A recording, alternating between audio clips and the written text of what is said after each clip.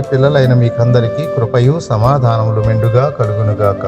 ఈ ఉదయం కొరకు ప్రభువిచ్చిన తన జీవపు వాక్కు 2 కొరింథీ పత్రిక 9వ అధ్యాయం 7వ వచనం. సనుగు కనుకయు బలవంతముగా కాకయు ప్రతివాడును తన హృదయంలో నిశ్చయించుకుని దాని ప్రకారం ఇయ్యవలెను.